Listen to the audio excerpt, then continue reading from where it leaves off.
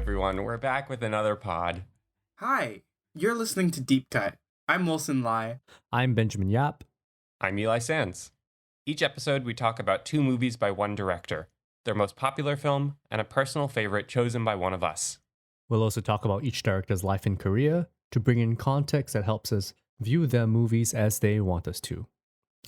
This week, we're going to be doing the king of Korean cinema right now, at least. The hottest director in the world. The king of Earth cinema. Bong Joon-ho. Yeah, reigning Oscar champion, because it is a bloodbath, the Oscars. It is. I mean, briefly, if you don't know yet, Bong is the director from South Korea of many critically acclaimed films. He's known for his dark humor, genre-bending films, unpredictable storylines, tonal shifts, underdog protagonists. The man has a whole ton of quirks, but they are all different and they all kind of work. And of course, he's most famous for his 2019 film Parasite, which won 4 Oscars for the 2019 season, which is incredible. It's the first Korean film to be nominated for Best Picture and to also win Best Picture, which is incredible. It's so great because the whole night you're watching and you keep on thinking that Parasite's the underdog because it is like the foreign pick, and they never pick the foreign pick to be Best Picture or Best Director, or it never happens. So when the influx of all the Parasite wins started to come in, I was so happy. It made me so happy. I think it was like the last time I felt happy, and so no, just kidding. You cut that out. No, what's really funny is today I just went to watch all the 4 clips of him winning an award. And what's funny is he clearly didn't expect to win more than one because he used the same joke 3 times, which is, I'm going to go drink. And he says, I'm going to go drink. All right, let's go drink now. Can we please go drink now? Yeah. That Oscar season was really interesting because Neon, who was the American distributor for Parasite, really made a deliberate point of bringing director Bong to all these events and having him meet Academy voters in person. And I think that just goes to show what we can tell from watching those clips of him winning. He just seems like a nice guy, like a nice middle-aged guy who smiles a lot and is funny and warm. I think he plays like that everyman kind of character. Yeah. Like, in his personality, and maybe it's calculated, maybe it's not, but it really endears you to him as a person. He's not really a director who's like, oh, he's just the artist. He's like, oh yeah, that's just Bong. He's this dude. Yeah. He's chill. This also reminds me of, I saw this short film that was at I can't remember which edition of the Asian American International Film Festival, which is based in New York, and they had a short film programmed called Searching for Bong, and it was just 3 film geeks in Korea looking for Bong, and they do find him, and he's really in the coffee shop writing a screenplay just like he says he does. Wow. And then they find him, and I think they just talked to him for a bit, and Wait, he was this like, is a doc or is this a... Yeah, like a doc. Oh, just like wow. a short doc of just 3 film nerds looking for Bong. That's all. Don't know how they stalked him and found him. He's in the first place they look, the coffee shop where he says he is. No, I think they went to a bunch of coffee shops. Like they're like, he lives in Seoul. We're gonna walk around and look for him. Kind of weird, That's but a little creepy. A little weird. a little creepy, but they're little kids. There's this cute thing that he said leading up to the Oscars, which I think makes it funnier.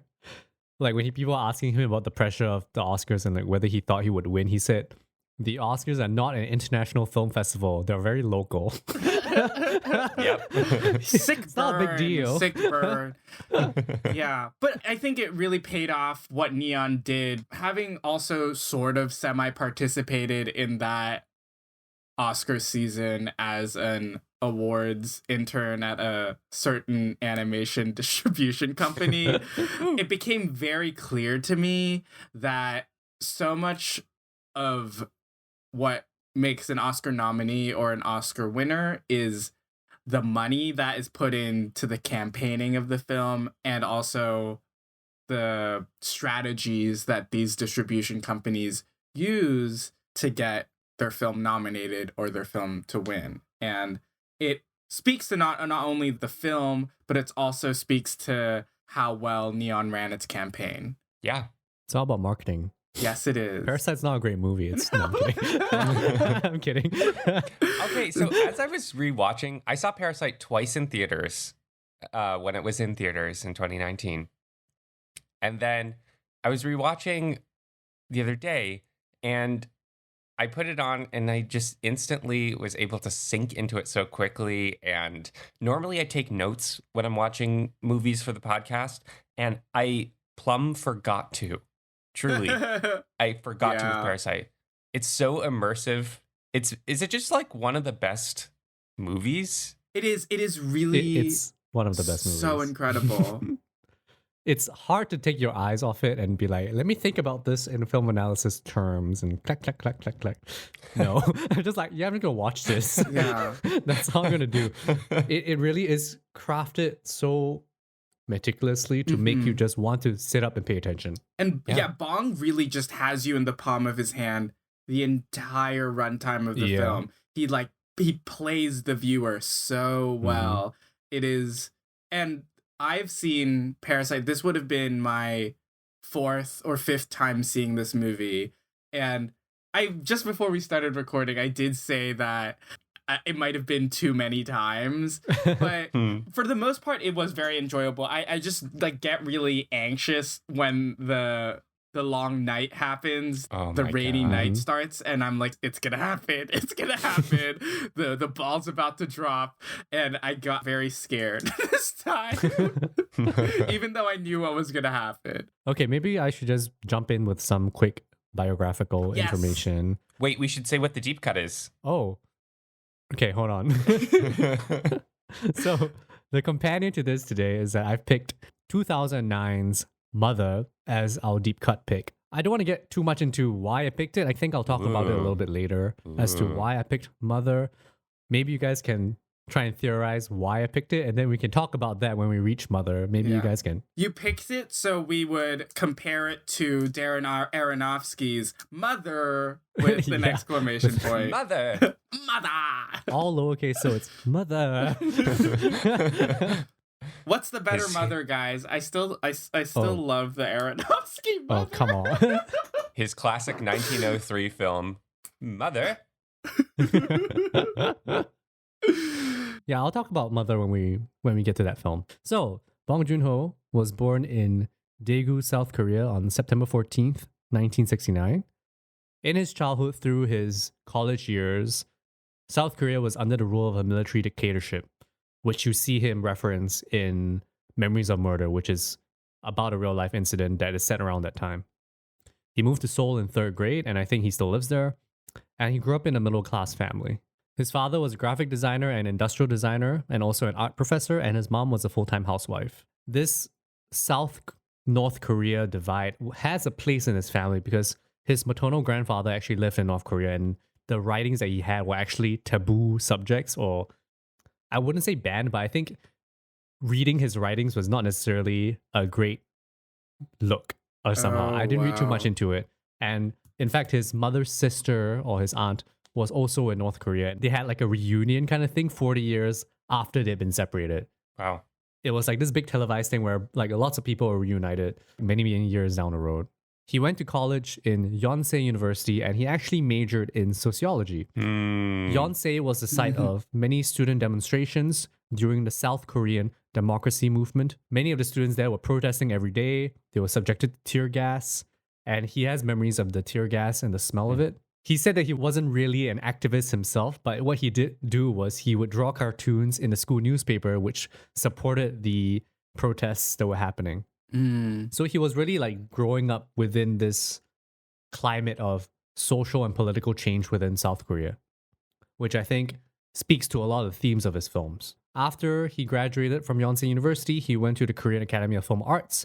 He spent a year there, and apparently his first 10 years in film production were very tough. Apparently he made very little money until he finally made his first feature, which is Barking Dogs Never Bite, which came out in 2000, which I did not get a chance to watch.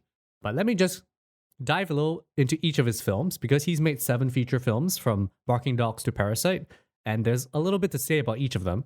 So Barking Dogs Never Bite was not a big hit. It has a bit of a cult following, but even Bong hates the movie now. I've seen him mention it multiple times. He's like, don't watch this. It's bad. It's stupid. Don't watch it. So I guess I'm just honoring him by not watching it of the rest of his films because I've seen all other 6. Same here. Then the follow-up to Barking Dogs Never Bite is a stone cold masterpiece called Memories of Murder, which came out in 2003. That was a chance I would have picked it, but I went with Mother instead. But Memories of Murder is another masterpiece that is based on a real-life unsolved murder case in South Korea. It has many similarities to Zodiac by David Fincher, but Zodiac came later. There's not much to say about it except that it's a really good kind of cop procedural film about the investigation. It's very funny. It's kind of about police incompetence. I want to drop one little thing about Memories of Murder. I tend to be troubled by that movie's use of a character with an intellectual disability. Yeah. The first time I watched it, I thought that the movie was laughing at that character. The next time I watched it, I realized that it's saying something a little bit more complicated about how the cop characters treat that character. But ultimately, I still have a couple problems with it.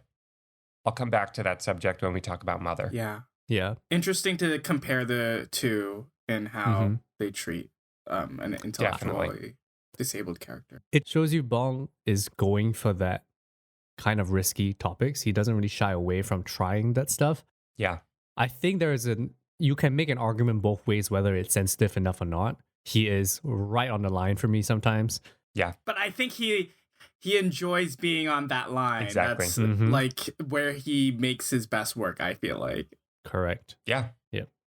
Fun fact, that murder was solved. Yeah, wasn't it really? this year When? or last year? I think it was 2019 it was solved, or 2019 or 2020, like early 2020. That's incredible. Slight spoiler for Memories of Murder. The final frame is Song Kang-ho's character, he's playing the protagonist. He looks into the frame with this very uncertain and haunted look. And I saw this meme edit online of him. Someone had made him like smiling, like grinning, and just the like face ruining app the thing? final frame. Yeah. What? It's so funny. Thanks for bringing up Song Kang-ho because he is one of the major collaborators with Bong Joon-ho. He's appeared in many of his films, Incredible actor. including the follow-up to Memories of Murder, The Host, which is a monster movie that went to Cannes and was a huge box office success and was at that point in time, I think, the biggest box office hit in Korea. So I think that really fanned what's the metaphor here? The Bong Fanned the flames. flames of the bong plane. I don't know, the plane's on fire. No. I don't know what's going on with this metaphor. They lit the bong. Exactly. And the host, I think, because of the amount of money that it made, there's a big reason why he managed to make all these other films that came after. I mean, The Host is okay. Yeah, I overall like The Host. I think it has one of just the best movie monster rampage scenes. Mm-hmm.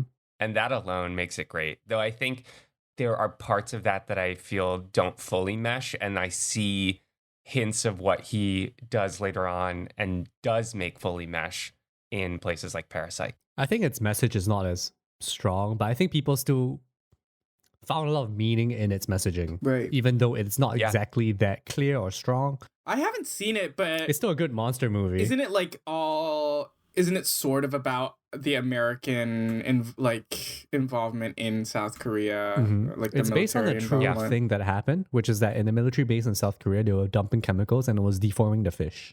Oh, I see. So it's based on a true event, like many of his films, I guess. Not many, just a few. I was like, did Definitely Mother not really many. happen? No. The part that feels like it sometimes doesn't mesh is the kind of family unit. Mhm. Specifically, Song Kang-ho's character is kind of almost a slapstick character. And it's not that it doesn't work, but I think it requires some tonal shifts that he gets a lot better at later in his filmography. Mm. So moving on from The Host, 3 years later, he makes Mother, which we'll talk about. After that, we have Snowpiercer in 2013, which is his first English language film starring Captain America or the Human Torch, Chris Evans, which is a great action movie, which was tied up with release issues with the company that I'm not going to name. Yeah. Yeah. Die Who in wanted to cut his hell, film. Fucking asshole. But You're he here. managed to retain Final Cut and he was able to release the film. You guys know the story of how... I do know the story. Okay. No, you say the story, Eli. Oh, okay. Which story? There's so many. There's a great little beat in Snowpiercer where one of the bad guys takes a fish, a whole like live fish, or no, I guess a dead fish. That wouldn't be allowed on a movie. He takes a dead fish and he has an axe and he just cuts it open to intimidate the good guys, and he lets all the fish guts drip out. It's gnarly. And then the fish gets passed back to the other bad guys, and it's like, I don't know why that's there, but it's so cool. And the producer, who we won't mention, wanted to cut that beat out. So Bong made up a whole backstory about how his dad was a fisherman, and it was symbolic to him personally to get that beat to be left in the movie. He lied.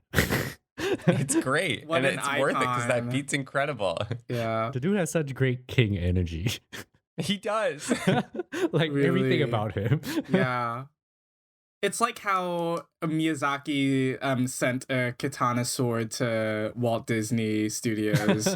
No, also to Was the it? same. Oh, it was to the same. Oh no, it was to the same unnamed the producer that we were not we will not name. Nice. And the engraved, I think engraved on the sword. No, there was a note. Oh, there was a note that came with the sword that said "no cuts."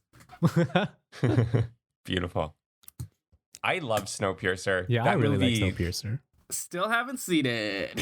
It's a banger. It's a good time. And it's also got a lot of stuff about class, social mobility. It's much more overt, I think. Mm-hmm. Not that Parasite isn't clear with its messaging, but it's a very overt and heightened because it's also sci-fi. Right. But And it's you a good would time, say it is a better film than the next film that you're going to talk Okja about. Yes. from 2017 Yes. with Netflix? Yes. Yes, definitely. Wait, before we move on to Okja, we just have to cite Snowpiercer has trains. Mm. Trains are great. Trains. Trains rock. So yeah, Okja is the second English language film after that. Has no trains, but it has Jake Gyllenhaal. And it has a cute ass pig. Yeah, it's got a super pig. All CG, but it's not a real pig. But this was It is released with real. Netflix. It competed for the Palme d'Or, but was part of this whole like bullshit thing about what cinema, and people booed it at Cannes because of the Netflix logo. That was a whole thing Oh my involved. god. Not gonna get into it, but it was part of that whole saga. This was only in 2017, and now I think everyone's realizing Netflix is pumping money into so many auteurs while making good shit Mm-hmm. that they can't ignore it anymore. They can't then- ignore it anymore. Great fun. Thanks. And then that brings us to his latest film, Parasite, which is obviously the popular pick, which you already know won the Oscar for Best Picture, also won the Palme d'Or, and is an all-around incredible movie. And it won my heart. It really did. I think before we talk about Parasite, I just want to drop some random notes about Bong in general. He's generally just a big cinephile. And if you search any of his lists of films to watch, he has amazing lists, very diverse. It'll just open your mind about films to watch. He has great taste. He's friends with Kelly Reichardt. Yeah. He's a big fan of her. Everyone Yeah. needs to go read that interview that they did with each other. Yes. The That was a Kelly great interview. And Reichardt. David Sims, Yes. host of Mm. Blank Check. Shout out. And honestly, I think he'd be a great deep cut guest. If you're listening, Bong. Please. If you're listening. Okay, I just wanted to drop this because I don't. There's not much of a chance for me to talk about this later on. But one of my favorite features of Bong films that recurs in many of them, but not all of them, is the drop kick, which I wish was in Parasite somewhere. You get close to a drop kick in the climactic sequence, but Yeah. not really. Let me really stretch a metaphor. Wait, how are we defining dropkick? What's a The dropkick? one where you will fully launch yourself so you're off Into- the ground and you launch. And you land on Oh. you just land on the ground. Yeah. Yeah. So you see Yeah, this that's in in like Memories. all of his movies. Memories of Murder has many drop kicks. The mother one Mother is really good. has one, which is also really good. I can't remember if the host has any. I It feel like there's a must. few other more, but why is a drop kick emblematic of Bong cinema? Oh, here we go. Here we go. I'm Lay so down your excited for this, thesis. Ben. One, they're suddenly violent, surprising, Mm-hmm. and have an element of humor because at the end of a dropkick, you still have to take a slapstick fall. So within a dropkick, it's a tonal shift. You laugh at it, it's violent, it's surprising, and it can do a lot of damage. That's my metaphor. Wow. Oh, Ben, I love that. It's so And good. honestly, that's close to my main takeaway from reviewing Parasite and seeing Mother for the first time, sort of looking more specifically for things to note about it for this episode, is that I think Bong is the master of tonal shifts. Yeah. From comedic to serious to violent to peaceful. And he finds and makes his meaning out of those tonal shifts. Mhm. And I think Parasite is the pinnacle of that. Mhm. And Let's launch right into it, then. Let's talk Yeah. about Parasite. hell yeah. Oh yeah. How do we begin right, heck yeah. with such a mammoth movie? This movie. Okay, let me just go into the synopsis. Huge spoilers for both films. Go and watch them. They're both great. At least I think they're Yeah, both actually, great. this time more than other times, if you have not seen Parasite yet, Yes. You have to see it. Mother. You have to see these yeah. movies. or Mother. Stop listening to us. Go watch them and come back. No, just stop listening to us. Stop right Forever. now. Okay, synopsis. Parasite is about a family that infiltrates a rich family's home by one becoming employed in their different roles in the house before I wrote this before everything goes to shit and secrets are revealed. So you, the family, you use secrets. It's very lightly. Use secrets. yeah. It's kind of an understatement. Yes. I mean, okay, what happens if we want to just get into it more clearly is they one by one infiltrate. So the brother goes in as a tutor of the daughter of the other family.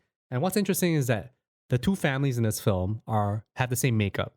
It's the mother and father, and then a daughter and a son. So the son, whose name is Ki-woo, played by Choi Woo-shik, is the first to go get employed. He gets employed as a tutor, manages to get his sister a job tutoring the son of the rich family, and then she goes in.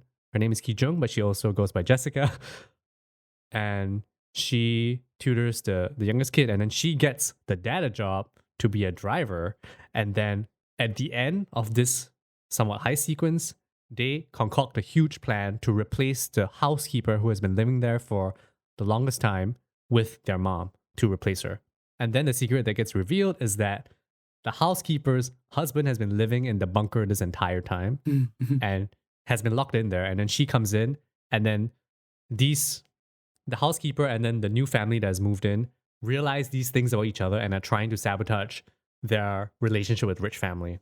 And then it just all hell breaks loose. And the great thing about it is, like what you were saying, Eli, it is a masterful blend of tonal shifts. And in a sense, it's a genre-bending film. At the start, it's kind of like a heist film. Then it becomes an action movie or a thriller, psychological thriller. And then it also becomes a horror movie in a sense. Mhm. It's kind of everything.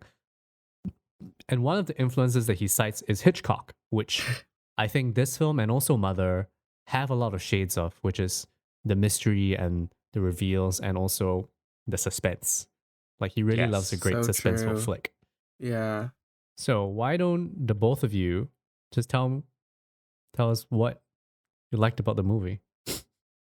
Ooh. Parasite was one of my favorite movies of 2019. It is so strong and sort of like there are no holes in the plot, in the filmmaking, in the acting. There's really nothing you can say to critique this movie, which I think will just end up all three of us just praising how incredible this movie is. But what I really attached to on this watch of the movie was how incredible the score was.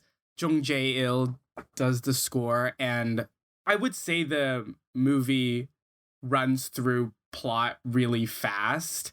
And one of the driving forces of how fast this movie runs is the score, and sort of guides you through not only the plot, but also the tonal shifts.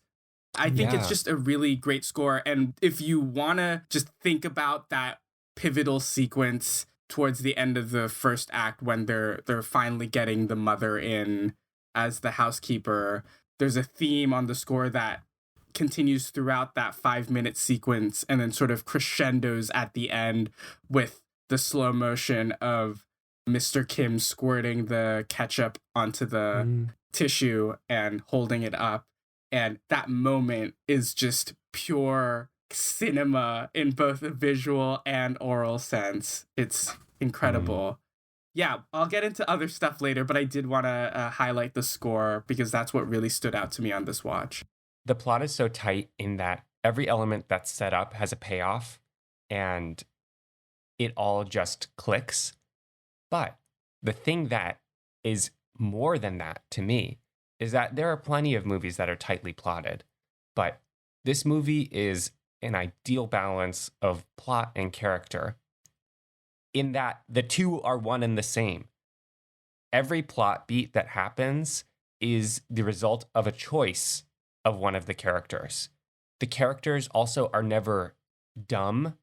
They're never stupid for the sake of the convenience of the plotting. There's very little convenience for the sake of plot to begin with. And everything that happens just feels like the direct result of the actions of the main family. That's why it's so tight to me, is because it's not just that the plotting is tight, it's that the character and plot are so tightly intertwined. That's what is the like solid bedrock of the movie that allows for these tonal shifts, because it's all believable for what these characters are doing. It's a film where you never have to go, oh, I'll forgive this one plot thing Exactly. so that the story will make sense. It really is. Every piece has its place, and the piece was placed there by a previous piece. Whenever I think about this movie's structure and the pieces that place, I cannot not think about dominoes being placed. Yeah. It is the image that goes into my mind. I see dominoes being placed and then being knocked down, and every single one is there. There is no missing piece, there is no additional piece. It's all placed there in a way that is undeniably correct in a sense. I can't even imagine how much effort and how much time Bong and his other, was it just him that screen wrote this? He had a co-writer. Oh, Han Jin-won. But I can't even begin to think about how much time and effort they took to sort of carve out such a tight plot. You have basically 9 leads or 9 characters that you have to juggle, or 10 characters that you have to juggle throughout this whole runtime, and it's truly unimaginable what Bong and Han achieved in this movie. And that's on the writing side.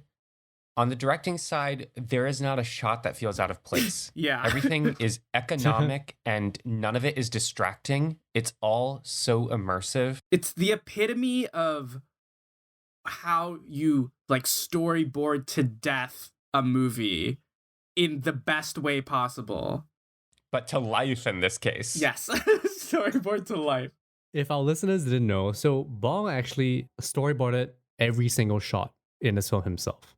He's great at illustrating, at least for storyboards, and he did a lot of the storyboards himself, and he does that to kind of give himself the safety before he launches into the film. And when you read about the production process of this film, so much of this was planned so meticulously so that the plot would work in terms of the shots that they were going to take.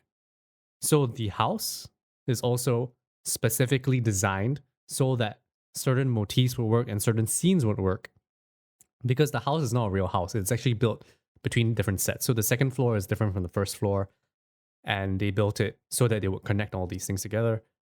And that precision, honestly, it sounds like a luxury that he was able to plan it and storyboard it to such minute detail, but it clearly shows that he knew how to use those tools to create something exactly to his vision. I'm thinking about what you told us, Ben, about how he was a political cartoonist. Mm-hmm. And thinking about that and that he storyboarded his own shots. Every shot in Parasite feels essential with just the information that you need and the expression and emotion that you need. And that's kind of similar to the skill of political cartooning. You have one frame to communicate your message, so everything that's in there has to be sharp and pointed. And I feel that way about the shots in Parasite. So he never shoots coverage. Like, he plans his storyboards based on how he wants to cover the scene. It's not coverage in the traditional sense of wide shot, mid shot, close up, reverse, that kind of crap. In that way, the cinematography is always exciting and interesting to look at. When you watch the kind of simple scenes of conversation in this, Right. if the scene is quiet, he's not going to spend too much time shooting too much coverage or anything at all to cover the scene. And so I'm reminded of the scene where Ki-woo, who is he's the son, he goes and tutors Da-hai, who is the daughter of the rich family. And that scene just plays out in two shots right before they kiss. So there's just one scene. It's a very simple scene of them talking. But then you have a scene like when they are hanging out in the house after the rich family goes on their camping trip. And I found the blocking and use of shots in that scene to be so fascinating and so invigorating. Two of them are seated on the big coffee table, side by side. The brother is on the left, facing to the right, and then the daughter is lying down on the couch. A tableau like that is actually very difficult to cover because it's difficult to figure out where your eye lines are, what coverage is important, and how to position the camera so that you can flow between the conversation in the most efficient manner, but also the most clear manner. And also, everyone's sitting still. I didn't think about the fact that there's no movement of characters in that shot because the movement of the camera across cuts makes it feel alive. Yeah, so what he does is like the specific moments in the conversation where, say, the mom is talking and then it goes to the father, he'll use a pan. Yeah. Or he'll use a cut if you're going from like the mom to the daughter. But then there's this big moment where the father like slams everything on the floor. Yeah. And then he like seems to be very angry, and then he pulls his wife by the shirt. And he uses a new shot for that, which is like a sort of over the shoulder of him looking at his wife. So it's the back of his head on the wife. And using this new shot, it invigorates the scene and it makes you sit up and be like, oh my God, what's up with this dude? Right? And then she laughs. There's a great moment of humor. Just using all these different shots and using the exact shot you want and to change the shot when you need to change the tone, he's able to make something that's pretty still and sedate into something very entertaining to watch. Yeah. He also does this a lot through how he varies the pacing of his camera movements. So the earlier in the scene with the pan across the four of them going back and forth, it's pretty like slow and it follows whoever's talking. But then when Song Kang-ho's character swipes all the bottles out from the table, there's a quick pan to see all like the bottles crashing onto the floor, and then that's just like a big jolt that makes you sort of sit up in your seat. The other remarkable thing, I mean, we should really just go in on this scene because it's the centerpiece of the movie, and it really, in terms of what we're talking about with tonal shifts, is the place to look, right? Yeah. So everything has been going well for this family. The house is alone for a night as the rich family is going on a camping trip. And so the main family comes in, and as the tagline for the American poster says, acts like they own the place. And they just are relaxing. They're having this conversation around the living room coffee table. And the thing that is so remarkable about this scene to me is that it's not just a hangout scene with some comedic moments and reflection about how well they're doing. I remember the first time watching Parasite in theaters and thinking, oh shit, this is where the other shoe drops. This scene goes on for so long that as it's amusing you, you cannot help but sense in the back of your mind that this is where everything is about to change. Yeah. Because the movie's been moving at a clip through its first half. And now it slows down and is existing in real time. Something's up. It's signaling that to you. And that's so remarkable that Bong can pull both off, that I'm laughing and enjoying time with the family as I'm also on the edge of my seat, so nervous for them about whatever is coming their way. And it sure does come their way. Man, oh man. That scene is also it is really the center point of the film. Yeah. And it's also where he lays out all his themes, because the family starts talking about class. They talk about what rich people do and why they're able to do it. They talk about how they're struggling. And so this scene is really the fulcrum for the entire plot, right? And everything just tips. I looked at it and I realized that it has a very strict 3-act structure, right? You have the first third of the film, or the first hour of the film, which is essentially a heist movie where it moves along. It's just family member after family member gets replaced in the house. And it culminates in that scene where they sabotage the housekeeper by using the peach fuzz to trigger her allergic reaction. And it's just a series of cons that they're doing, right? Yeah. And it's really, really entertaining to watch. It moves at a very quick clip. It's con after con after con. It seems like it happens in like 3 days flat. And after that peach scene and they're all in, it immediately goes into this central scene that we're talking about. It doesn't waste any time to move the conflict into a different direction. And then after that, we have the central scene where the second act, what we have is the discovery of the housekeeper's husband in the basement bunker. The long night. The long night. And this is where the viewer learns about this new element of plot and how that changes the status quo. So the first act is really easy to watch. It's just fun. It's a little mean, but it's still fun to watch. And then suddenly you have this big shoe drop and you're like, okay. And then the rich family comes home. And then everything goes to hell, and then they escape. So if you look at it as a heist movie, you have first the planned heist where everything goes well, everything goes wrong, but narrowly escape.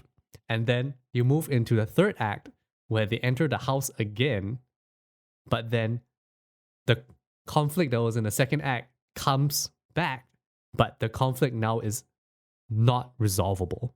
And the husband of the housekeeper comes up and attacks them. And yeah, I mean, there's not much else to say besides that. Like, then everything goes to hell and they basically fail their heist, if you want to call it that. Yeah, so that's kind of like the structure of the movie. It's a very strict 3-act structure. Yeah. But if you look at it that way, it flows so beautifully between each of these kind of sections. They all have their own internal conflict within each of those sections. Right. I like that way to break it down. The other thing that moves differently across all 3 sections is our feelings toward the main family, right? So in the first third, we're with them as they're infiltrating the rich family's home and we're enjoying the ride. Even as we're noting little things, they screw over the rich family's driver, the housekeeper who had existed in this home before the rich family even arrived. They are lying to the rich family. Ki-woo, the son of the main family, seduces Da-hai. Or He's like, I don't 16. know. Eek, Yeah. eek. Yeah. So Bong plants little things for us that keeps us invested in the family's success, but also he flags those things for us that are wrong. And he's not equivocal about that. And then in the midsection, we get to see the family reflect on the things they've done. They have a discussion about how they got rid of the driver and the housemaid, and they reflect on the things that they've done and they justify it for themselves because of their own needs. And then in that third section, really everyone spirals out to hurt each other. And that's where Bong cements his message about the class system of, you know, whatever you want to say, South Korea, Seoul, modern capitalism. Everyone is both culpable and symptomatic of the system in which they live. And I think with the central idea of classism and that divide, it's always there throughout the whole film, but the tension slowly builds as the viewers see and the main family experience more and more microaggressions from the rich family, most of them centering around how they smell. I think that is just such a strong image, or just a strong feeling, like someone taking, like, smelling and then having a look of disgust, and how that affects Song Kang-ho's character and the rest of the family throughout the film, and that being the click at, like, midway through the third act, which has him, like, stab the father of the rich family. Song's performance in that scene is incredible, because I think that is a very subtle shift in what the character is doing and why he does it. The film is really good at giving you reasons for why he would do this, but Song sells it, right? He sells how this character makes this violent turn. Right. But And it's you also believe not, him. it's not just him. It's also Lee Sun-kyun who plays Mr. Park, because just The way to sell that look is so important as well. the way that he moves in that scene, right? When he makes the decision to pick up the knife, the subtle changes in the expression that signify that change in the way that he thinks about this, in the way that he wants to take revenge. And obviously, the situation that we have, his daughter is dying, but all the Parks care about is that their son, who has fainted, needs to get to the hospital. They don't care about the bleeding woman, all the rampaging man in their backyard. They don't care about any of that. They only care about the son that has fainted. And that is part of the reasoning as to why he does that. But then he sells it in his look and the way that he changes his face. That's conveyed almost entirely in these POV shots that Bong gives us from the perspective of Song Kang-ho's character. He's looking out, and there are these tilt downs from the Parks who are asking for their car keys to drive their son to the hospital, down to his daughter dying of a knife wound. And the way that he's combining the use of POV shots with these space connecting tilts, it does illustrate the divide that he's feeling that drives him to murder Mr. Park, the rich patriarch. Even though I just said that, I do also want to say that kind of the one thing that bumps me about Parasite is the choice for Song Kang-ho's character, Mr. Kim, of the main family, to kill Mr. Park of the rich family. Kind of all the film language is there and the reasoning is there for the smell, but across the three viewings, it's gotten a little bit easier to go along with that choice to kill Mr. Park, maybe just because I'm expecting it at this point. But I remember being bumped by that choice and the extremity of that choice on my first and second viewing. Bumped in what way? Bumped it like the motivational pieces didn't fully add up for me to get Mr. Kim to stab Mr. Park. This is a completely subjective observation, but I feel obligated to put it out there. Right. Maybe a viewer feels the same way. It's a similar thing to Mother as well. To Mother as well. I think Bong does it because it is so difficult. Yeah. Because you see his scripts, he goes there. He always goes there. Yeah. Right. And this is an extreme, yes, but it's also a pretty extreme situation. Yes. And right. And I think the difficulty in it is also that he is trying to treat every single character. I mean, he says this himself, which is that he wants to treat both the rich and the poor in a neutral way. So they are capable of good and bad. I mean, I would say the good family is more caricature in a sense that it's hard to find anything specifically good about them. They are nice, quote unquote, nice to the help. They're assholes, right? And there's all the microaggressions that Wilson mentioned. But then the so-called lower class families, the housekeeper as well as the Kim family, they bicker and they fight with each other because that's kind of the message of the movie, is that in the country of capitalism, which is what Bong calls it, when you have that kind of stratification, what ends up happening is that the people of a lower class end up fighting, and it causes them to be living in situations where sometimes they are pushed to violent ends. And so he is trying to kind of plant that seed of can you judge them for doing this, right? And because not that what the father does is morally correct, but he emotionally makes you align with that action. Yes. Yeah, and I'm saying that I didn't maybe fully emotionally align. Right. Yeah. I agree with everything you're saying in principle. Yeah. which is probably what he as a director wants you to wrestle with as a viewer, and also like your own ideas about class and whether we should be eating the rich or not.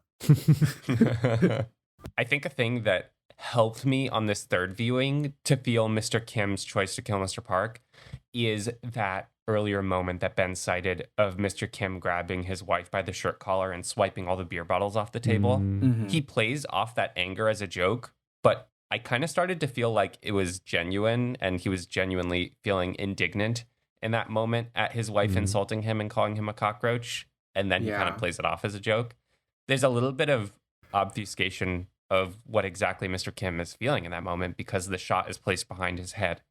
And I think that's on purpose, and it's a little misty, and maybe that feeds into his later choice to kill Mr. Park. For me, my brain doesn't really have to take that big of a leap, just because I guess what Ben said earlier, the situation itself was already so crazy, and sort of a fight or flight situation probably was happening, and I was like, oh, that made sense for me.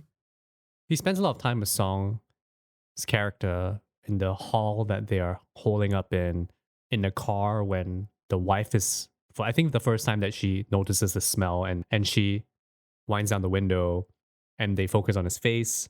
And so they really kind of show you his displeasure of being belittled and made to feel like a lower class citizen than the Parks. Yeah, all the information is there. I'm now thinking also about how the exact moment of the killing, there has been a big buildup of all these POV shots and all these camera tilts to get us into Mr. Kim's head.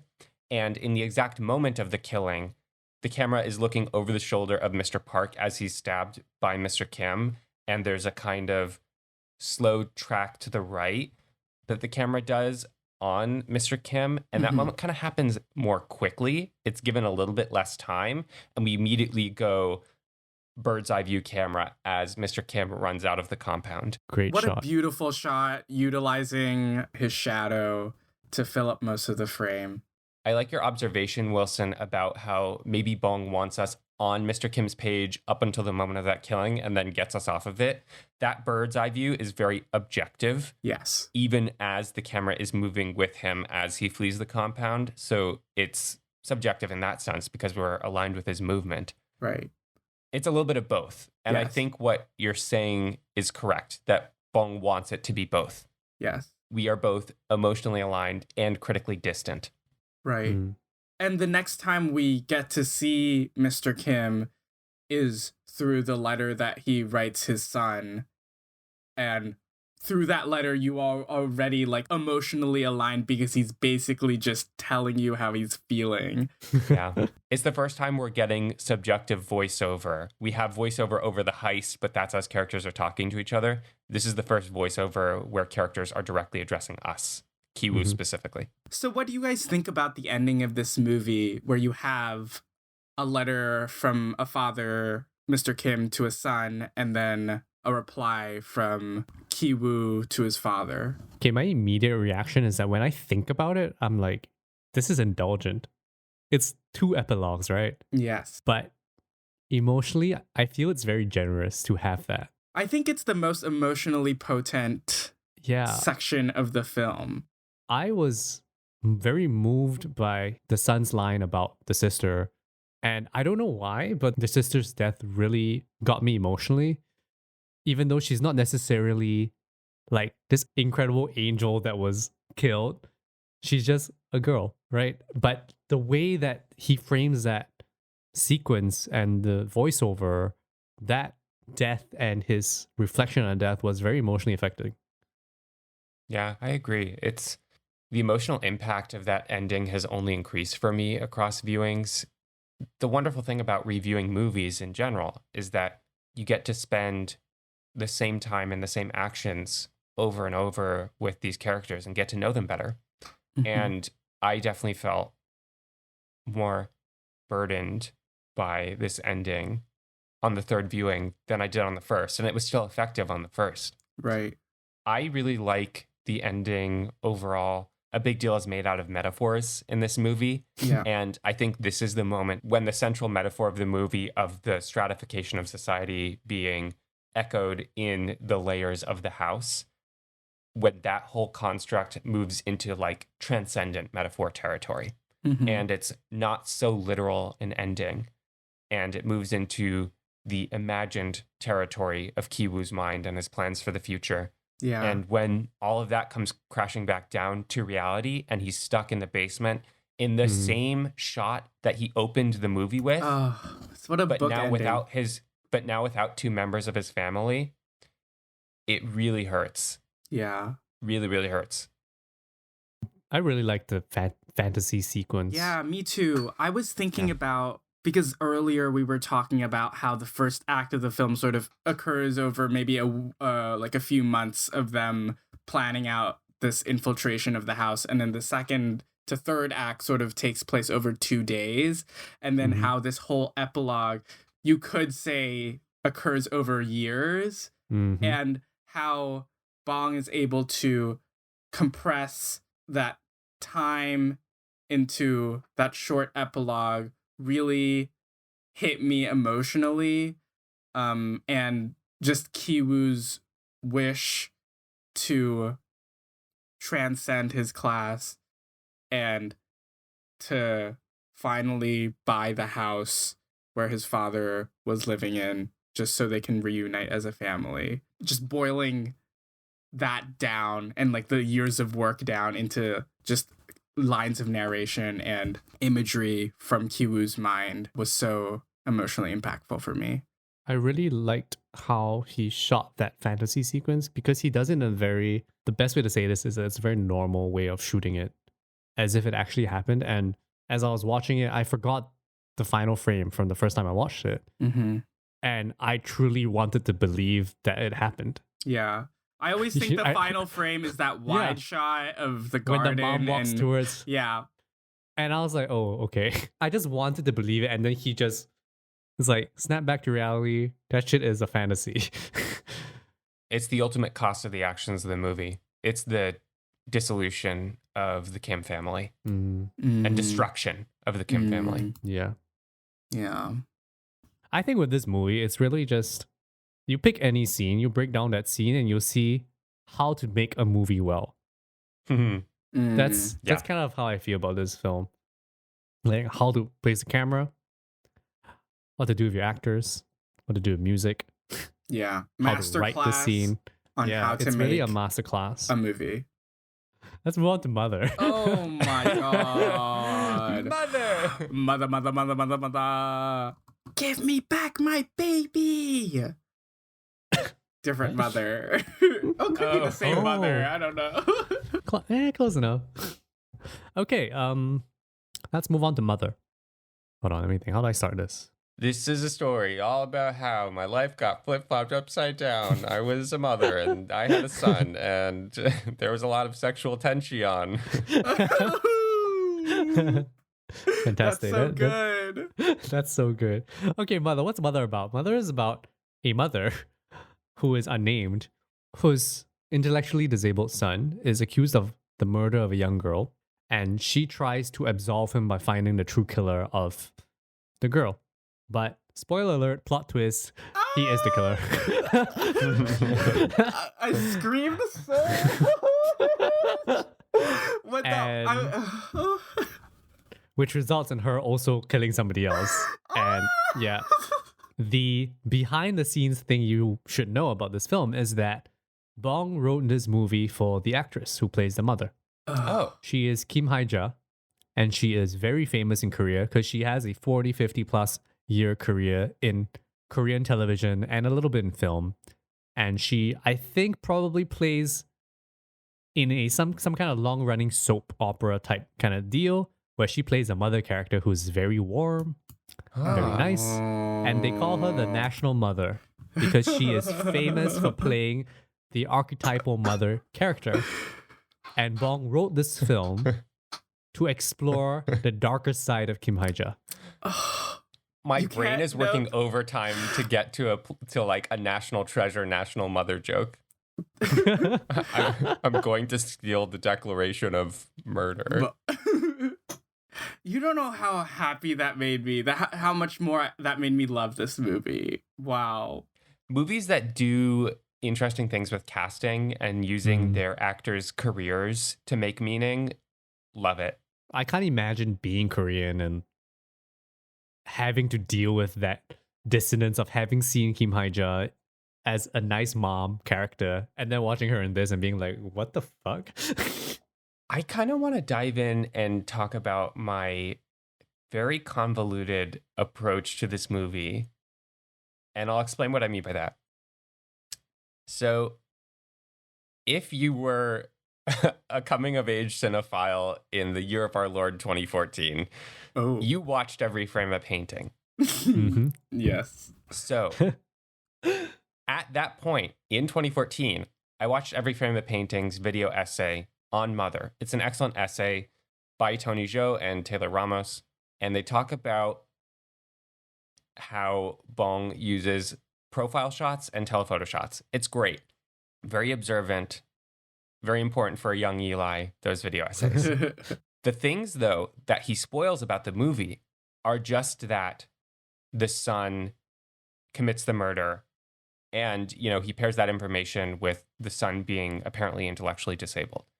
And you watched this before watching the film? I did, years before watching the film. A few days ago was my first time seeing Mother. I went into this movie thinking I was going to have a serious problem with it, in that it is confirming a wrong idea about a correlation between violence and intellectual disability. An inability to fit into society because of an intellectual disability.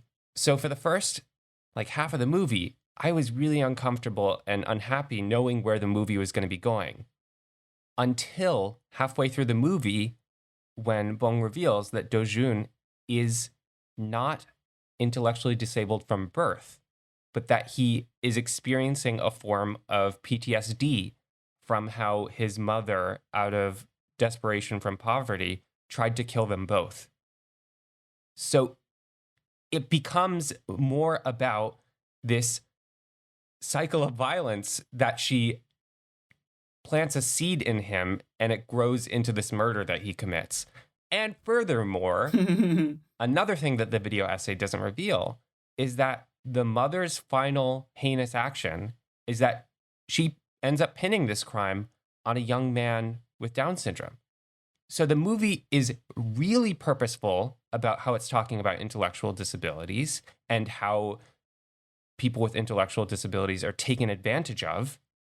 And also, it reflects better on Memories of Murder for me. It clarifies what Bong wants to do in that movie for me with intellectual disabilities, even though I still do kind of have some problems with how that character ends up in Memories of Murder. So that's all to say. This is all to say that I had a very complicated viewing experience, but I come out of Mother thinking that it's really good and it's very purposeful with what it's trying to do. Can I just clarify? Yeah. Because I didn't actually pick up on the idea that the mother's actions in trying to commit suicide with her son to be the action that causes the PTSD condition that you're talking about. Because I didn't really the same with register me. that. Oh, really? But it's a very interesting reading because I didn't think about that. Oh. I think it's a valid reading of it. I don't know how clear it was, but I think it's an interesting reading of it because I actually didn't draw that conclusion. Yeah. Or was it something that was said and then I just didn't pick up? In retrospect, it can probably be read both ways, and it's probably hazy on purpose, right? Right. But regardless, I think that what happens with the man with Down syndrome at the end feels like ending on the appropriate note. Definitely. This is interesting. I don't know what to make of it as much now, but I still feel that it's, I don't know, just knowing the way that story ghosts tend to work in scripts, to me, it feels like Bong wants us to draw a connection between the trauma and Do-jun's actions in the present. At least his violence, if not his overall behavior. So, why do y'all think I chose Mother? Ooh. Mm, Oh, I well, like do that think question. it is a deep cut. I do think out of all of his features except for Barking Dogs, I do think this is the least seen. I mean, all his films are acclaimed. yes. This is maybe also one of his most acclaimed films. It's not a deep cut in terms of the acclaim. Why this deep cut? That's true. You just wanted us to have a crazy time with that third act. No, because I had no. Okay, also true. It's one of his more complicated movies, but Can I guess? yes, you Yeah, can guess. okay. Go ahead.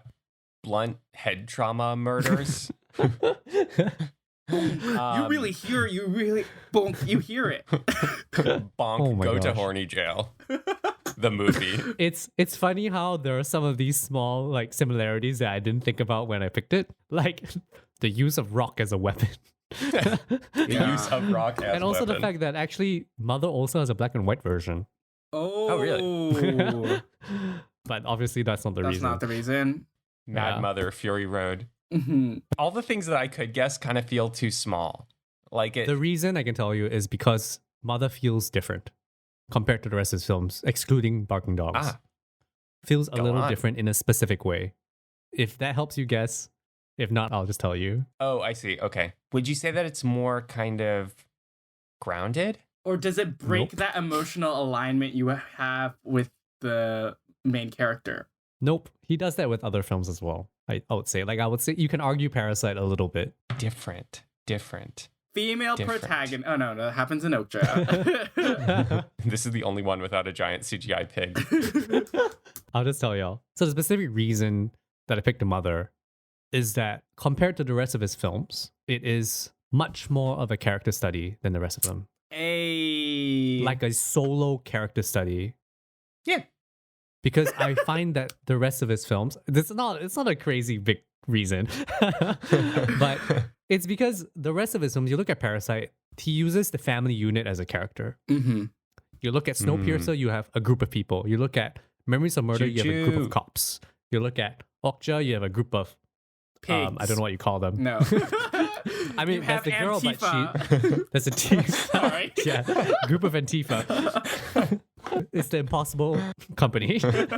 Anyway, so he usually uses like this family unit or this team unit as the protagonist. But with Mother, it's really this one person, and to me, he digs the deepest in terms of depicting a character in Mother, in a way that he doesn't do in the other films. I'd agree. Mother is also plotted in a way that's very intricate, but the first half of the film, it doesn't really move.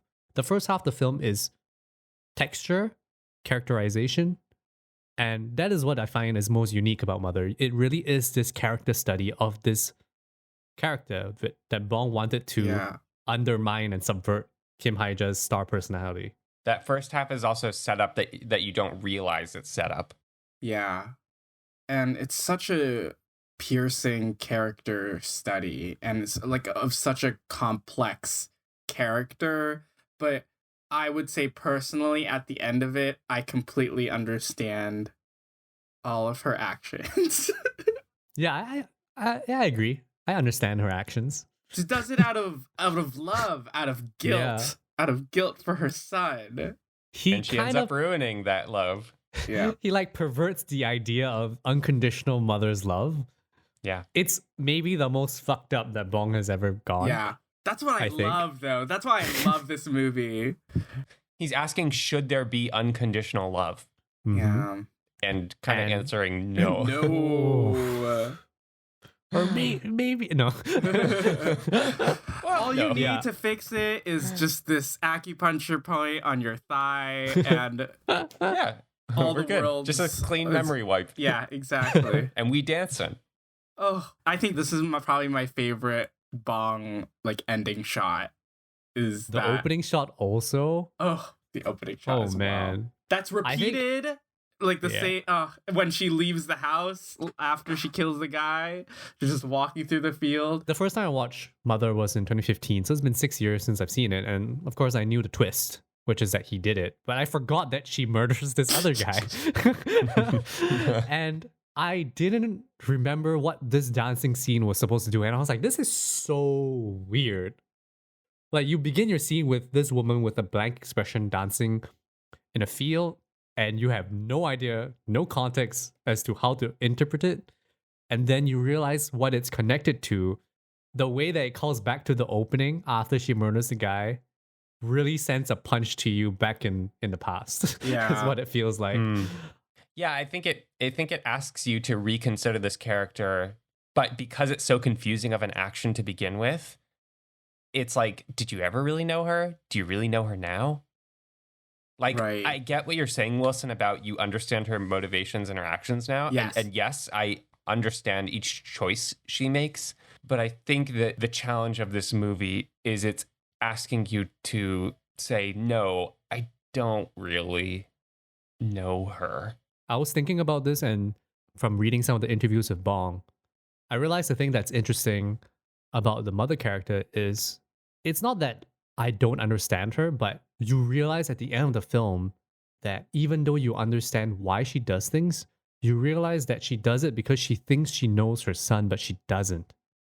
Yeah. And that's the thing that doesn't add up for her, because she thinks she's doing this because her son is a person to be protected because of his disability, but then she doesn't realize what he could be capable of and what she can be culpable in and the depths of what she can do.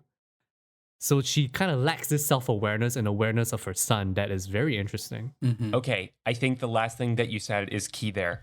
I want to pick this up and carry it further. It's a lack of self-awareness, even further than an understanding of her son. She doesn't understand herself and what she's capable of and what she's capable of creating in her son. When her son tells her that he remembers her attempt to murder him, she screams like she's having the realization, Yeah. like this information is new to her as well. After she commits the murder of the junk man, she screams in shock at her own actions, like Right. she's stumbling Yeah. upon this body. Yeah. I think that this dance is part and parcel with the idea that she doesn't really know herself in the same way Yeah. that we don't really know her, and that she doesn't really know her son.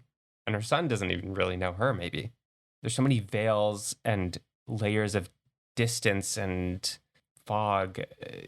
It's both such an intimate and precise character study that pulls you in so deep and holds you at arm's length. It's a really tricky combination. It does enough to help you understand her, but also enough so that it leaves some things up to interpretation and allows you to really judge her however you want to fill in the blanks. Like going back to why I picked this, right? And comparing it with Parasite, I came to realize after also rewatching Memories that his films that are not Mother, the characters usually fall into certain archetypes. He's very good at characterizing them, making you understand who they are and the kind of people they are and how they tick. In Yeah. Parasite, within the first half hour, you know how all four main family members think and their relationships. Right. There's a great scene where they talk to that pizza person and you see how all of them interact with her, and then you understand the way that they're going to go about doing this con. And he's really great at that. But not a criticism, but the film doesn't really go into this deep dive character study. It doesn't really have time to. They don't really change that much. Yes, the father has that one decision, but their characters kind of stay the same throughout. Mm-hmm. Whereas in Mother, she goes through a journey that changes her. Yeah. And that is why I find it such an outlier. It's not a film that's really about the plot, it's about the character. Whereas his other films, I would say the plot is much stronger in terms of the draw to watching these films. But Mother is still a murder mystery And it's movie, a really good one which too. is wild. Like, I know it's a character study first and foremost, but the way that information is relayed to the viewer Mm-hmm. and when it is relayed in the plot is so, I think it's so smartly done through the use of flashbacks and through the use of specific people telling their stories and relaying little bits of information, which leads to like the most important relay of information with the guy that collects garbage that the mother eventually kills. Arson, baby. What I find really great about this movie is that as a murder mystery, it's really good at introducing many, many elements to you that are important to the plot and that all kind of come together at the end. So, for example, in the flashback sequence to Moon Ah-jung, who is the girl who is killed, randomly she gets a nosebleed that seems to not mean anything until you realize that it is actually what causes it to so perfectly pin the blame on the kid with Down syndrome who has some sort of relationship with her because her blood is on his clothes. And you have things like the acupuncture box and the meridian point she keeps talking about, which seals the end of the movie when she supposedly uses that meridian point to do a memory wipe of everything that has happened. So there are all these little details. You have the hand phone, the girl who makes sure that they don't make noises when you take photos. You have the two boys that they interrogate. It's a lot of information and detail that ends up having narrative consequences, which makes it really intriguing to watch. Yeah, just another example of really tight plotting paying off. I realize now that thinking about the film, Jin-tae, who is Do-jun's friend, who is introduced at the start, he kind of disappears when Do-jun is arrested and comes back a little bit. But when he is introduced in the middle of the film, when he just sneaks into the mother's house and then joins forces with her to find the real killer, that's the middle point of the movie. And I realized that the first half of the movie is the mother trying to find a real killer, but in a very abortive way. Like, she doesn't find the right clues, she follows the wrong clues, she finds red herrings like Jin-tae's golf club. So the first half is like her finding the wrong clues, but then the second half is her with Jin-tae finding all the right clues that lead to the correct conclusion, but the emotionally wrong one for her. Yeah. Yeah. So that's kind of how I see the split. And I think it's very interesting. Once you reach that middle point, it really starts moving at a clip that's more comparable to Parasite in the delivery of information. All the setups start having payoffs, but I think the difference from Parasite is that the setups in Mother don't feel like setups per se, because there isn't as much narrative propulsion as you're noting, Ben. It just feels like we're observing texture, and then those things come back and hit hard in the payoff. Yeah. It tricks you. He does. It does. He's good at tricking. On the note of Jin-tae, there's that beat where as Jin-tae is torturing and interrogating these two teens to get information from them about Moon Ah-jung, he's very violently beating them up. And he has this line, "I should have become a cop." The cops elsewhere in Mother are incompetent and uncaring and get into car crashes and mistreat Do-jun. Both Mother and Memories of Murder are quietly ACAB movies, which is pretty cool. From like 2006 and 2009. Bong Joon-ho. That's the reason why there are conservative politicians in Korea that don't like him. Oh, They call I'm him- sure. They call him left-wing and also anti-American, which is very confusing.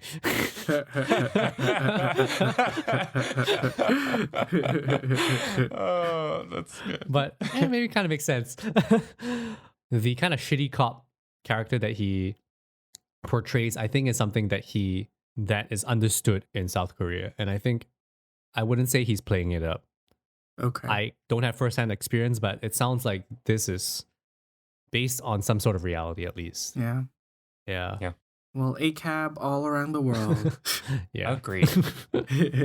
Also, that scene with the interrogation has this really interesting stylistic choice that he makes that's also echoed in Parasite. Is this the interrogation that happens in the Ferris wheel? Yeah.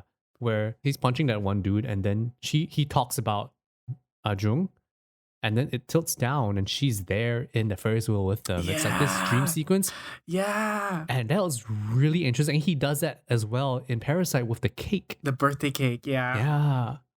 You know what else that reminds me of? Fellow Korean director Park Chan-wook does that, I think, at a couple points, but in particular, I'm thinking of Old Boy. Mm-hmm. Which point is that? I can't remember. the villain has this whole sequence where he remembers his sister's death and he's in the elevator. He reaches his hand out and suddenly his hand is holding her. Just Oh, creative moves in and out of flashbacks Yeah. are always so impressive.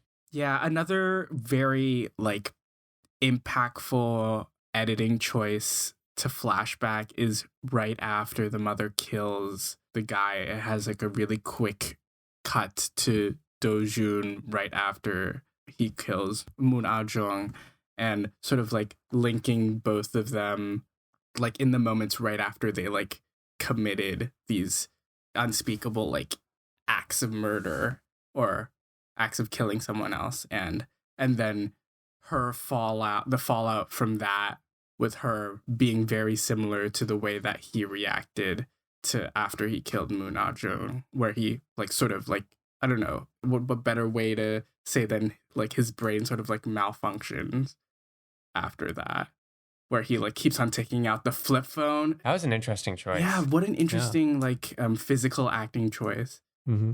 Just in case you needed further evidence that Bong is linking their actions, there's a whole point made out of Do-jun says that his mother told him, if someone harms me, I harm them back. If someone insults me, I Mhm. go after them.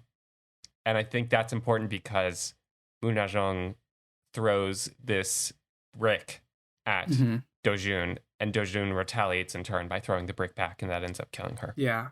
So the main point in that scene is that she calls him the R word. Yes. Yeah. And that's actually the thing that allows me to forgive Bong for how he's characterizing this character that's supposedly intellectually disabled. That the mother has conditioned her son to retaliate when he's being belittled. So for her, it's this empowering message, but it also is the message that backfires and causes him to murder this girl. That's also the thing when she's hearing the story. Yeah. Like, she doesn't believe him until, like, he recounts her calling Do-jun that name, and it makes sense to her that why he would do that. I think the setup of the way the mother has conditioned the character is kind of because it creates this difficult moral thing going on, right? Where no, I don't know where to go with this. It's too difficult to It's understand. like where you're thinking about who's responsible or who's culpable but it's in like- this murder. It's because you don't know how to process it. It kind Yeah. of makes it okay, but like yeah. that's It- weird. Mother gets really murky. I think it's like Yeah. it's the most murky out of all of the Bong films that I've seen. Yeah. But what I really admire is how Bong really doesn't shy. He's not afraid. He doesn't shy Mhm. away. He really just dives right in and sort of like leaves it to us as the viewer to come to our own personal conclusions on how we feel about these characters Mhm. and their But actions. I think also worth saying that there are elements of this that he's very clear on. You Mhm. know, murder is wrong. Mhm. Yes. I mean, the way he films murder is brutal, Oh, and Yeah. that's like the way that And the way he like audio designs murder, Oh yeah. also brutal. the impact of the brick against Moon Ah-jung is really frightening. Similarly, when the housemaid in Parasite falls down the stairs and hits her head, Ooh. that moment is so important as we're talking about tonal shifts because the sound of her head hitting the wall Yeah. stops the score that's been happening. It halts our enjoyment of like the thrill of this sequence in its Mhm. tracks, Oh, and it that on a sequence. dime shifts the tone. Yeah. And even if the characters don't know, the audience fully knows that she's dead. Yeah. Yeah. Also, that's half the dropkick in Parasite, because That's true. It's- it's darkly funny the way that the mother in Parasite so perfectly times that kick to get rid of the housekeeper. It's a shove, I But- think. No, it's a kick. Oh, it is? She's It's like holding the slapstick. plates of yeah, it's like slapstick, and then she does the kick, and it's almost funny, and then the hit hits the Mhm. wall. It's you're like about to laugh, and then you're like Yeah. like that's like the feeling of watching a Bong movie. That sound. That's kind of a perfect description. Yeah. I want to just loop back to what you were talking about in terms of juxtaposition of scenes in Mother to kind of create this sense of the connection between Do-jun, or disconnection between Do-jun and his mother. And I noticed on this watch, when I was just looking through a bunch of scenes, that in Parasite, he has great bridges between scenes that are instead trying to achieve some kind of political commentary. Mm. So you have scenes where when the mother and the rich family, this is right before the birthday party, she goes to pick out an outfit. And then she reaches for a dress. Yeah. It cuts to the people who've been living in the flooded town in that hall, picking out random clothes in a pile. And he has so many of these moments in Parasite where sometimes it's just like a little visual bridge that just makes it move in a better way. Like there's one where when Ki-woo is tutoring the girl for the first time, and at the very end of that scene, she flips the page, like just a little bit. She crinkles the end of the paper, cuts to the mom counting money. Yeah. It's fantastic. I'm sure if you dug in deep, there's going to be like tons more of these bridges between scenes just to make things flow better or to create some kind of political comment. Right. And what that means is that the script, like the shooting script, was so tight that no scenes were cut. Or I'm just saying that, but probably no scenes were cut. There are a few things that are more satisfying, like a crunchy chip. Like that kind of satisfying, like that, like a crunchy, salty carb snack than like a creative scene transition. It's just like a snack, you know? And what I'm grateful for his production team is that he definitely pre-planned all these things in his storyboards. Yeah. Because I've been on shoots where people try to, on the fly, figure out the transition. It's not fun because if you don't plan it out beforehand, you confuse everyone because you're like, okay, this scene that we're shooting now is going to transition to a scene that we're shooting in 5 days, and we're going to do this. But we forgot the thing because it was not in the script. Oh, no. It was an on-set improvisation, and then now your bridge doesn't make sense, and then your previous scene ends in a way that doesn't make any more sense. Yeah, shade those directors, Ben. Yeah. Shade them. So, like, you know the precision in Parasite is there in the writing and the planning. We should maybe move into wrap-up mode soon. Let's see if there's anything else. Or sicko mode. Sicko mode. Anything else? I just really want to talk about Kim Hye-ja's performance because she plays this mother with such force, and you really feel her love for her son just oozing out of her, like every scene. And whenever he does a close-up of her face, like there's sometimes like her face twitches in these like really unsettling or like so very, for me as a viewer, very overwhelming moments that I just had to like pause and like just take a break from the movie. But whenever you have a central performance that is so commanding and sort of like shakes you as a viewer, I immediately like bow down to this movie. Yeah, it's an incredible performance. There's not much else to say. I really, but it is a complicated character, and to be able to sell it, I don't think is an easy feat. The shot that cements their relationship for me is the shot of Do-jun peeing and then her giving him soup. And it's just her hand over him, and then the pee trail like going down under him, and it's like, wow. It's a meaningless scene in a sense of the plot, but it tells you everything about this relationship. There's something perverse about it. Yeah, that's weird as fuck, man. I think her performance might be my favorite performance in a Bong movie. Yeah, Song Kang-ho's performance in Memories of Murder is like super up there for me, but I think she like really takes over this movie. And this movie would not work with like a lesser actor or actress. So wait, the meridian point really means that she's wiping her memory, right? So what she does on the bus. I don't view it that literally. Okay. Yeah. Actually, to tie it back to Oldboy again, it's kind of like the ending of Oldboy, where a character may or may not remember something that they want to forget. Right. So you think the final action that she does on the bus is her choosing to let It's go an of that intention to forget, but whether Right. she does or not or is not. Yeah. is a different question, right? Yeah. Because he comes back home after being let out and she just can't take it. She just can't take the fact that her Mhm. son is a killer. And I guess she's a killer as well. I mean, yeah. I mean, I feel like she's trying to forget that too. Yeah. That she murdered this dude with a wrench. She's trying to forget her memories of murder. Oh. Random fun fact: the housekeeper in Parasite is in Mother, which we haven't revealed where it is, but she's Do the the reveal. relative of Moon Ah-jung, which is the dead girl, and she's there blaming the mother and wondering why she's here.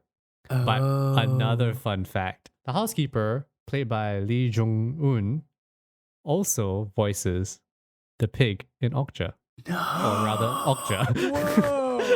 Whoa. That's incredible. Oh my god. That's a true fun fact. Yeah, Bong talks about how it was like very difficult to make these pig sounds. I'm just like, what? I'm not really sure why he picked her, but apparently she has a great singing voice. So maybe she just is really good with varying her voice. Mhm. I saw on Reddit that her imitation of a North Korean newscaster is like dead on. Mm-hmm. Really? I want to see Yeah. that. Link that to me. We'll link find it it. in the show notes in the description of Okay. this episode. I think an interesting question for me is where does he go from here? Yeah. He's reached a massive pinnacle, Palme d'Or, Academy Awards galore, his most critically acclaimed feature internationally. Does he go smaller from here? Does he go bigger from here? But what really makes me happy is that there are so many cases, at least in the early aughts and the 90s, of Asian directors like John Woo being hired to go to the States and make movies there for American audiences, and those not panning out, and sort of that being the death of their career in an international film sense. Whereas with Bong, who went to the West and then made Snowpiercer and then Okja, and then decided himself that he wanted to go back home and make Parasite. And at the end of the day, Parasite being his biggest hit just makes me really happy Yeah. that, to paraphrase his Oscar speech, that people were willing to surpass the barrier of the 1-inch barrier of subtitles. And it gives me hope for not only Bong, but just the future of international cinema as it's consumed in the US and in English-speaking countries. I think if you look at Bong's output, you know Parasite is not a fluke. He didn't just accidentally capture lightning in the bottle. He clearly has such a strong command of the craft in all its facets that the follow-up to Parasite, it'll probably be good because he clearly knows what he's doing. Yeah. I was watching the Oscar speech for when he won Best Director, Oh, and he spends that speech talking about the other great directors who are nominated. Marty. And yeah, he spent some time venerating Martin Scorsese and Quentin Tarantino as well. Who helped elevate Bong's work into American eyes. What I find common between him and the two men that he venerates is that they are huge cinephiles. Yeah. Yeah. He's a big movie nerd. Big world movie nerds. Big World movie nerds. Yeah, and Yeah. they know so much about the craft in its many facets from around the world, and they know what it's capable of. I think the three of them, what they want to do is to entertain, and Bong is a director that is also just trying to entertain you cinematically. And I think that's also a big reason why he's able to find appeal overseas from his home country. There's a universal appeal to his films. Mm-hmm. When I was looking at shots with the sound off of Parasite, I was like, whoa. There was something almost more arresting about it without the sound on, Wow. because I was sort of not distracted by what they were saying, and I was realizing all the interesting things he was doing with camera movement and with blocking much more. Oh my gosh. Which just reminded me of the shot I was looking at right before we did the podcast. The first introduction to the mom, the rich mother in Parasite, when she's lying on the table. Mhm. Yeah. With the first time I saw the shot, I was like, okay, it's funny because the housekeeper claps. Oh, yes. And then she wakes up the mom. That shot, the way it's blocked, it's at the corner of a glass window. The mom is sitting on the right side of the frame, on the right side of the corner, lying down on the table. The housekeeper is on the left side of that line. She's politely asking for her to wake up. She doesn't wake up. She crosses the line to clap in her face. And then she wakes up. Yeah. It's the themes of the movie in one shot. And it draws a line between the housekeeper and the Kim family as well, all in that shot. Also worth noting that Mrs. Park is later asleep on the couch as Mr. Park comes home, so the wake up didn't really work. Sorry, I just jumped into that because it just popped in my head. I mean, in a way, that's kind of a great note to end on because it's so emblematic of what Bong cares about, how he illustrates that care cinematically, and the things that he gets you to think about and feel as you're laughing and grimacing all at once. Yes. On that note, I guess we'll wrap it up for this episode of Deep Cut, Yeah. which is also the last episode of our first season of Deep Cut. Yes. Thank you so much, Woo. listeners, for Joining us on hanging this journey. for this whole season. Yeah, so many of you have specifically reached out to us and given us thoughts and really kind things to say, our friends who we care about. Yes. And thank you so much for doing that. Really means a lot to all three of us. Yes. And this is not the end. We have exciting things planned for season 2. So be on the lookout for when we return. And If you're a listener that we don't know or you don't know us personally, please come on the Discord, which has nobody right now, and come talk to us. We want to know who you are. Yeah, we'd love to meet you. please, yes. We'll be taking a short hiatus before season 2. We might have some little bonus episodes between season 1 and 2, so be sure to check those out. So once again, thank you for listening to this episode of Deep Cut. Please rate and review because that helps us keep making the show. Be sure to subscribe to us where you listen to podcasts so you'll know when our next episode drops. You can give us a follow on Twitter and Instagram at DeepCutPod. Join us to talk about movies on our Discord server, to which you'll find a link in the description. And thank you so much to Justina Yam for our beautiful artwork of Bong this week. I'm Wilson. I'm Ben. I'm Eli. Take care, and we're looking forward to talking about more movies with you next season. Yeah, guys, we got renewed. Thanks for By listening. ourselves. By ourselves.